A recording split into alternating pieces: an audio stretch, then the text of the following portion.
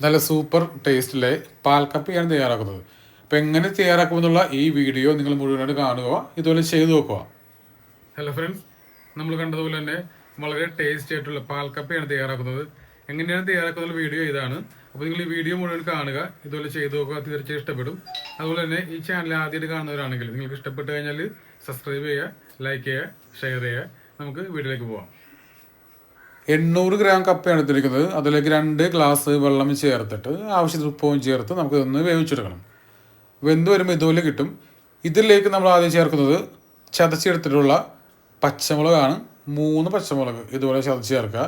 രണ്ടാമതായി 5 ഉള്ളിയും, ചെറിയ ഉള്ളിയും അതുപോലെ ചെറിയ കഷ്ണം ഇഞ്ചിയും ചതച്ചിട്ട് ഇതുപോലെ ചേർത്ത് കൊടുക്കുക.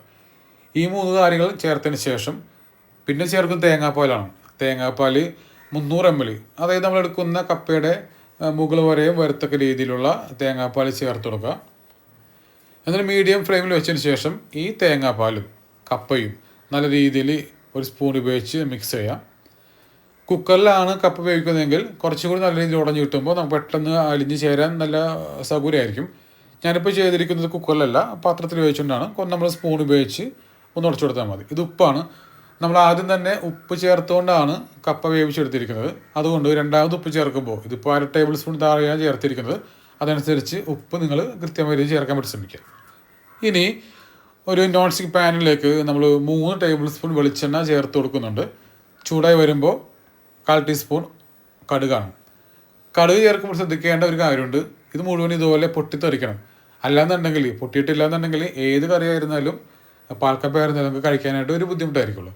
ഇതുപോലെ മുഴുവൻ പൊട്ടിയാൽ മാത്രമേ ആ ടേസ്റ്റ്, കടുകിൻ്റെ ആ ടേസ്റ്റ് നമുക്ക് അതിൽ കിട്ടുള്ളൂ. ഈ സമയം ഉള്ളി, ഒരു 10 ഉള്ളി ചെറുതാക്കി അരിഞ്ഞിട്ടുണ്ട്. അതുപോലെ തന്നെ ഒരു തണ്ട് കറിവേപ്പില, പിന്നെ വീണ്ടും വറ്റൽമുളകാണ്. അപ്പോൾ ആദ്യം നമ്മൾ കണ്ടതുപോലെ തന്നെ കറിവേപ്പിലയും അതുപോലെ തന്നെ ഈ വറ്റൽമുളക് മാറ്റി വെച്ചിട്ട് ഉള്ളിയും ചേർത്ത് നല്ല രീതിയിൽ മൊരിച്ചെടുക്കാം. ഇതിൻ്റെ മൊരിവ് ഏകദേശം കൃത്യമായിട്ട് വരുമ്പോൾ ഇതുപോലെ ആകുമ്പോഴേക്കും മാത്രമാണ് നമ്മുടെ വറ്റൽമുളക് 4 ചേർത്ത് കൊടുക്കുക. അപ്പോൾ ശ്രദ്ധിക്കേണ്ടത്, ഈ സമയത്ത് ഫ്ലെയിം എപ്പോഴും ലോ ഫ്ലെയിം ആയിരിക്കണം. ഇതിന് ഒരു കൃത്യമായി മാറുമ്പോൾ നമ്മൾ തയ്യാറാക്കി വെച്ചിരിക്കുന്ന പാൽക്കപ്പയിലേക്ക് ഇതുപോലെ ചേർത്ത് കൊടുക്കാം. കാരണം പ്രത്യേകിച്ച് പാൽക്കപ്പയോ മീൻകറിയൊക്കെ ആകുമ്പോഴായിരുന്നാലും ഉള്ളിയും അതുപോലെ വേപ്പിലൊക്കെ മൊരിഞ്ഞ് ചേർക്കുമ്പോൾ പ്രത്യേക മണവും ടേസ്റ്റും ഒക്കെ ആയിരിക്കുള്ളൂ. ഇനി സ്പൂൺ ഉപയോഗിച്ച് നന്നായി ഇതുപോലെ നമുക്ക് മിക്സ് ചെയ്തെടുക്കണം. ഇതിപ്പോൾ എടുത്തിരിക്കുന്നത് 1 കിലോ കപ്പയാണ്. അത് ക്ലീനിങ് കഴിഞ്ഞപ്പോഴാണ് 800 ഗ്രാം കപ്പ നമുക്ക് കിട്ടിയത്. ഇത് ഏകദേശം ഒരു 4 പേർക്ക് അത്യാവശ്യം കഴിക്കാൻ പറ്റുന്ന ഒരു രീതിയിലുള്ള അളവിലുണ്ട്. മാത്രമല്ല നോൺ വെജ് ഐറ്റംസ് ആയിട്ടുള്ള, പ്രത്യേകിച്ച് ബീഫ് അല്ലാന്നുണ്ടെങ്കിൽ ചിക്കൻ, അതല്ലെങ്കിൽ ബെസ്റ്റ് കോമ്പിനേഷൻ മീനാണ്. മീനും കൂടി ചേർത്ത് കഴിച്ച് കഴിഞ്ഞാൽ നല്ല പ്രത്യേക ടേസ്റ്റ് ആയിരിക്കുള്ളൂ. ഈ വീഡിയോയ്ക്ക് മുൻപ് ഞാൻ നെഞ്ചിഡെല്ലിൻ്റെ ഒരു വീഡിയോ ചെയ്തിട്ടുണ്ടായിരുന്നു. ഞാൻ അന്ന് നെഞ്ചിഡെല്ലും അതുപോലെ തന്നെ ഈ പാൽക്കപ്പ ഒരുമിച്ചാണ് ചെയ്തത്. രണ്ടും കൂടി കഴിക്കുമ്പോൾ പ്രത്യേക ടേസ്റ്റ് ആയിരുന്നു. ബീഫിൻ്റെ ഒപ്പം നല്ല ടേസ്റ്റ് ആയിരുന്നു. അപ്പോൾ എല്ലാവരും ഈ ഒരു റെസിപ്പി ചെയ്ത് നോക്കുക, തീർച്ചയായും ഇഷ്ടപ്പെടും. അതുപോലെ തന്നെ എൻ്റെ ഈ ചാനൽ ആദ്യമായിട്ട് കാണുന്നവരാണെങ്കിൽ നിങ്ങൾ ഈ ചാനൽ സബ്സ്ക്രൈബ് ചെയ്യുക. അതുപോലെ തന്നെ ഇഷ്ടപ്പെട്ട് കഴിഞ്ഞാൽ ലൈക്ക് ചെയ്യുക, ഫ്രണ്ട്സിനൊക്കെ ഷെയർ ചെയ്ത് കൊടുക്കുകയും ചെയ്യാം.